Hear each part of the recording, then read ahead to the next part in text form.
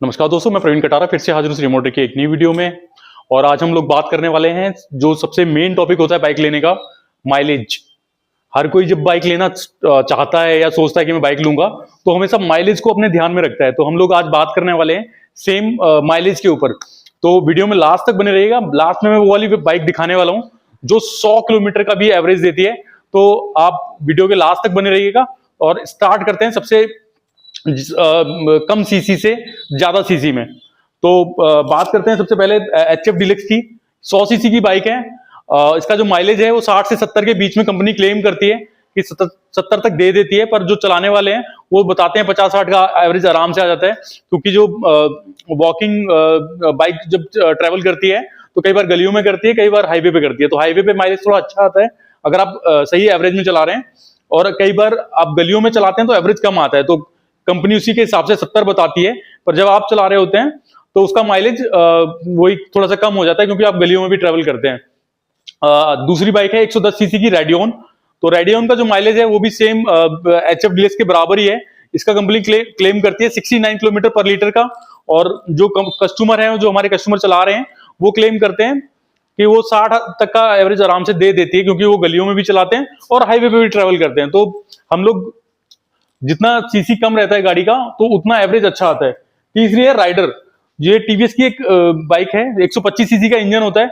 तो कंपनी इसका भी क्लेम 70 का करती है, पर जो इसका जो राइड कर रहे हैं, जो चला रहे हैं इसको, वो उसको बताते हैं कि इसका जो माइलेज है 50-55 तक आराम से आ जाता है। 125 सीसी की गाड़ी का एवरेज आराम से 50-55 आ जाता है। बाकी कंपनी इसका 70 का क्लेम करती है।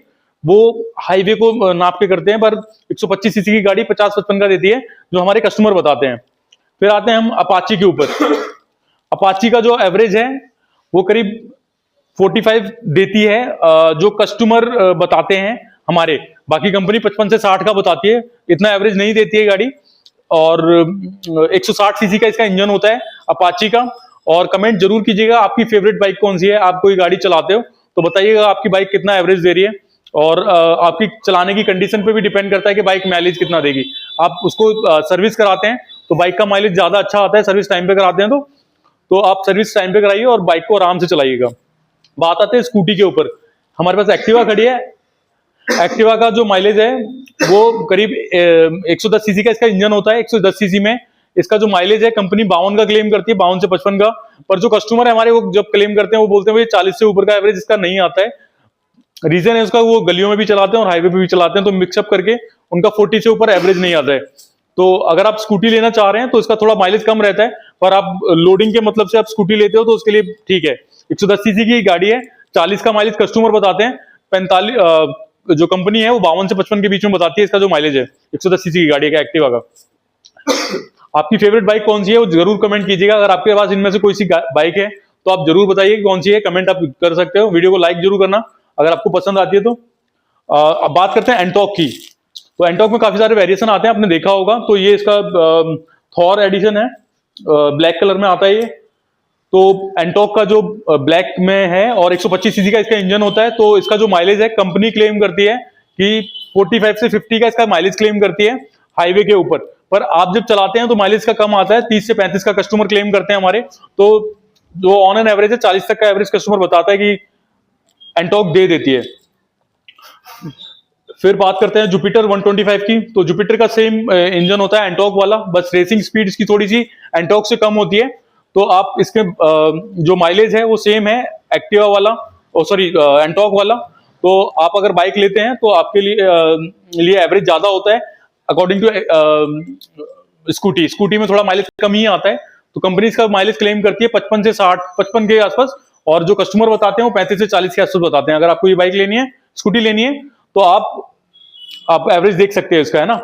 फिर बात करते हैं जो दुनिया में सबसे ज्यादा बिकने वाली बाइक है उसके बारे में। वो बाइक है स्प्लेंडर प्लस।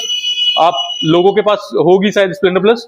तो इसका जो माइलेज है वो कंपनी क्लेम करती है 60 से 70 के आसपास। पर जो कस्टमर है वो चलाते हैं वो बोलते हैं 55 से 60 आराम से दे देती है। तो आप भी चलाते होगे, आप जरूर कमेंट में बताइएगा स्प्लेंडर का एवरेज कितना है। और अब आप आते हैं एफजेड के ऊपर। एफजेड 155 का इसका सीसी का इसका इंजन होता है। और माइलेज इसका कंपनी क्लेम करती है कि ये हाइब्रिड बाइक है। तो कंपनी इसका 70 का क्लेम करती है। 150 सीसी की गाड़ी है, तो 150 सीसी की गाड़ी का इतना एवरेज होता नहीं है। हाइब्रिड गाड़ी है ये, मॉडिफाई की गई, इलेक्ट्रिक पावर से ये स्टार्ट होती है, चलती है, तो थोड़ा सा माइलेज इसका ज्यादा है बाकी 150 सीसी की गाड़ियों से। तो जो हमारे जो कस्टमर है वो चलाते हैं, वो बताते हैं कि भैया इसका एवरेज 55-60 का आ जाता है आराम से। अब चलते हैं हम उस बाइक के पास जिसको मैंने स्टार्टिंग में बताया था कि वो 100 का माइलेज देती है। तो आपने बहुत सारी बाइकें चलाई होंगी, पर किसी का भी माइलेज ना 100 का नहीं मिला होगा आपको।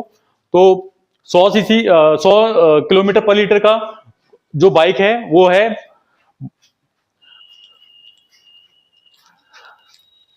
बजाज की फ्रीडम बाइक। ये सीएनजी बाइक है, बेसिकली ये पेट्रोल से नहीं चलती है 100 किलोमीटर, ये सीएनजी से चलती है। अगर आप 1 किलो सीएनजी इसमें फिल कराते हैं तो इसका जो माइलेज है वो करीब 100 किलोमीटर का आता है। मतलब कि आप 1 किलो सीएनजी पे, तो पेट्रोल से ये वैसे भी सस्ती पड़ती है, सीएनजी पेट्रोल से सस्ती है इंडिया में, तो करीब 75 पैसे का इसका दिल्ली का जो माइलेज है 75 पैसे का पर किलोमीटर का इसका एवरेज आता है। तो 100 किलोमीटर चलती है ये 1 किलो सीएनजी पर। तो सबसे बेस्ट बाइक है, अगर आप बाइक लेना चाह रहे हैं तो सबसे अच्छी और सस्ती माइलेज में सबसे बेस्ट है। तो आप अगर माइलेज के लिए कोई बाइक लेते हैं तो बेस्ट बाइक है आपके लिए। और आपको ऐसी वीडियो अगर आगे भी चाहिए तो आप चैनल को सब्सक्राइब जरूर कीजिएगा।